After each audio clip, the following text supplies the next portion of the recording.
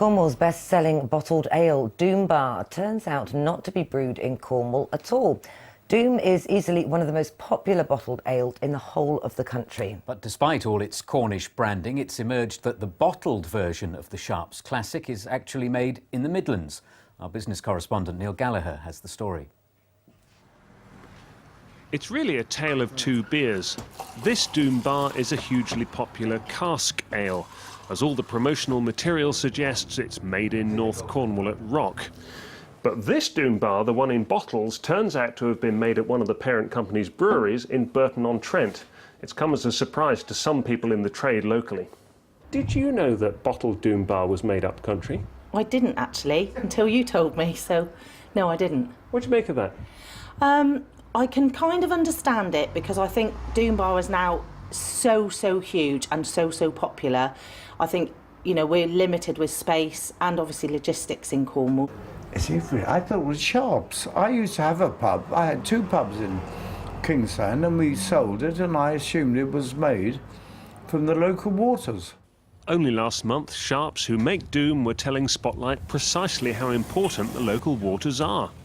Obviously the ingredients are really important. The Cornish water, the soft water that we get from the batholith at Bodmin Moor is really critical within, you know, the quality of our beer. But now the company have admitted that those local waters only go into the cask version of Doom. To be fair, that's most of their output. It still comes from Rock. But the bottled ale is made these days at a Burton-on-Trent brewery belonging to their American parent company, Molson Coors. They point out that this Doom is hugely popular and has continued to win prizes. This one bottle carries at least 6 references to Rock, Cornwall, and oddly enough, no references at all to Burton-on-Trent. When you look at the small print, it says simply, brewed in the UK. Neil Gallacher, BBC Spotlight, in Millbrook, Cornwall. And Neil is with me in the studio now with one of the bottles, which of course come from the Midlands, not the Rock factory. There was some surprise in your report there, and also some controversy today on our social media pages. Yes, Steve's comment was pretty typical. He says, disappointing news as we're led to believe it is Cornish. Mike says, tastes okay, but it's a bit of a con. John reckons it does make a difference. He says it's like drinking Scotch whisky made in South Korea. And Chris and Shah made a comment that a few people made. Why not bottle it here? There are plenty of empty industrial units and people needing employment. It's quite clear from your report that Doom Bar is so successful it's got too big for the plant at Rock, and that's the basic issue here, isn't it? Yes, they've been on that site since the 1990s and they've got so big. Their main cask ale is now the #1 cask ale in the country, and it still comes from Rock. They're not planning to change that. But when they decided to get into making bottled beer in about 2002, they reckoned they didn't have space for a bottling line at Rock.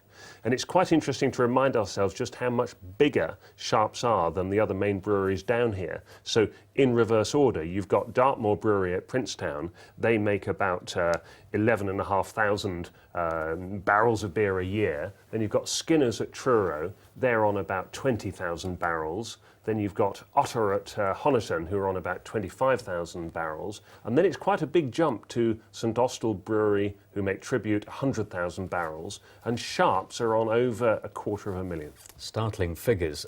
Cornish drinkers may, of course, be upset by this revelation today, but I guess for Sharps, they've got to start thinking about national drinkers, haven't they? Yes, I mean, they've taken Doom Bar well beyond being a regional beer. And if you're on holiday in Greece or Spain and you buy a pint of Guinness, say, do you really worry about whether it's made in Dublin or wherever? So their calculation is that their main market doesn't think that way. OK, Neil, thank you very much indeed.